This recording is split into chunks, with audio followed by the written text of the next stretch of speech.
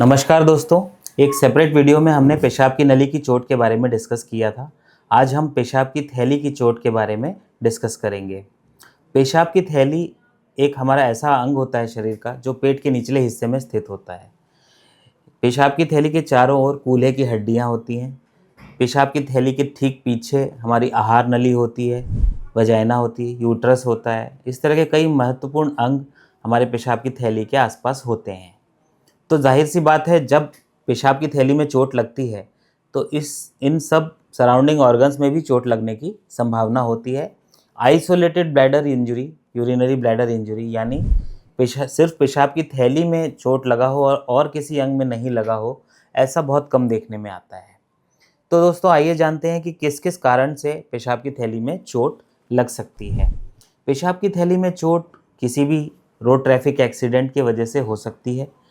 आपके पेट के निचले हिस्से के ऊपर से कोई टायर चढ़ गया, गाड़ी चढ़ गई, किसी डायरेक्ट लाठी से या किसी चीज़ से आपके पेट के निचले हिस्से में डायरेक्ट ब्लो लग गया, कोई चोट लग गई, तो उससे भी इस तरह की चोट पहुंच सकती है। इसके अलावा कई प्रकार की सर्जरीज़ होती हैं, gynaecological surgeries, pelvic surgery, caesarean section, hysterectomy यानी बच्चेदानी निकालने का ऑपरेशन, या एंडोमेट्रियोसिस के लिए अगर कभी गायनेकोलॉजिस्ट ऑपरेशन कर रहे हैं तो आपस में कई अंग चिपके हुए होते हैं, तो ऐसे में भी पेशाब की थैली में चोट पहुंच सकती है। क्योंकि पेशाब की थैली जो है काफ़ी डीप सीटेड ऑर्गन है, यानी कि पेट के काफ़ी अंदरूनी हिस्से में स्थित होता है, इसलिए ऐसी चोट बहुत ज़्यादा कॉमन तो नहीं है। लेकिन जब ऐसी चोट लगती है तो साथ में कई ऑर्गन इन्वॉल्व होते हैं। अब इन चोटों में खास देखने वाली बात यही होती है कि पेशाब की थैली का एक भाग तो पेट की तरफ होता है, जो आंतड़ियों की तरफ होता है, जिसको पेरिटोनियल सरफेस बोलते हैं ब्लैडर का, और एक भाग जो पेशाब की थैली का होता है वो और नीचे की तरफ होता है, हड्डियों की तरफ होता है, जेनिटेलिया की तरफ होता है। इस भाग को एक्स्ट्रा पेरिटोनियल भाग कहते हैं। तो जब चोट लगती है तो ये कौन से भाग में चोट लगी है उसमें डायग्नोसिस भी डिपेंड करती है और उसमें ट्रीटमेंट भी डिपेंड करता है कि वो किस भाग में चोट लगी, उसी के आधार पर ट्रीटमेंट भी किया जाता है। तो आइए जानते हैं कि लक्षण क्या होते हैं पेशाब की थैली के चोट के। पेशाब की थैली के लक्षणों की अगर मैं बात करूं तो सबसे कॉमन लक्षण है पेशाब में खून आना, यानी सबसे कॉमन और सबसे महत्वपूर्ण जो लक्षण है पेशाब की थैली की चोट के बाद, वो पेशाब के रास्ते खून आना ही है।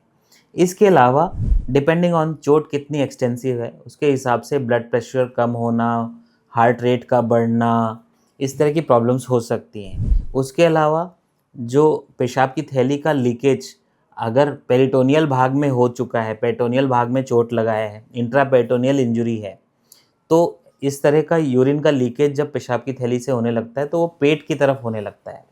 तो इससे पेट फूलना, एब्डोमिनल डिस्टेंशन जिसको हम कहते हैं, यूरिनरी एसाइटिस, इस तरह की प्रॉब्लम्स हो सकती हैं।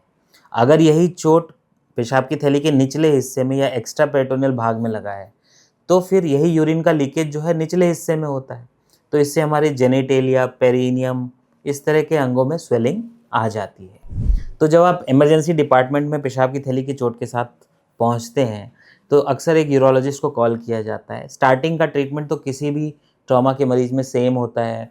एयरवे, ब्रीदिंग, सर्कुलेशन को हम पहले मेंटेन करते हैं। ब्लड प्रेशर कम है तो आईवी फ्लूइड्स, आइनोट्रॉप्स, इस तरह की दवाइयों का इस्तेमाल करते हैं। उसके बाद हम प्रॉपर डिटेल्ड हिस्ट्री टेकिंग और फिजिकल एग्जामिनेशन करते हैं। इसके बाद जो सबसे महत्वपूर्ण टेस्ट होता है वो कॉन्ट्रास्ट एनहांस सीटी स्कैन होता है पेट का।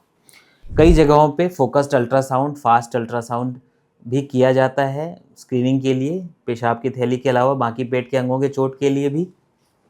लेकिन जो सबसे महत्वपूर्ण टेस्ट होता है वो सीटी स्कैन होता है और विद सीटी सिस्टोग्राम होता है। तो सीटी सिस्टोग्राम में हमें पता चलता है कि पेशाब की थैली की चोट कहाँ पे है, क्या साथ में एसोसिएटेड इंजरीज कौन सी हैं, क्या पेशाब की थैली की चोट पेरिटोनियल सरफेस यानी पेट की तरफ वाले हिस्से में है या नीचे की तरफ वाले हिस्से में है। तो ट्रीटमेंट की अगर मैं बात करूं तो वही पेशाब की थैली की चोट अगर निचले हिस्से में है, एक्स्ट्रा पेरिटोनियल इंजरी है, तो इसमें पेशाब के रास्ते में नली डालकर 2 से 3 हफ्ते तक वेट किया जाता है। 2 से 3 हफ्ते में यह पेशाब की इस तरह की मेजॉरिटी जितनी भी एक्स्ट्रा पेरिटोनियल ब्लैडर इंजरी है, यानी पेशाब की थैली के निचले हिस्से में जितनी चोट लगी है, ये अपने आप ही हील हो जाती हैं, जिसको कि 2-3 हफ्ते बाद पेशाब की नली से डाई डाल के कंफर्म कर लिया जाता है कि वो हील हो गया, कि नहीं। इस वीडियो में इतना ही। धन्यवाद।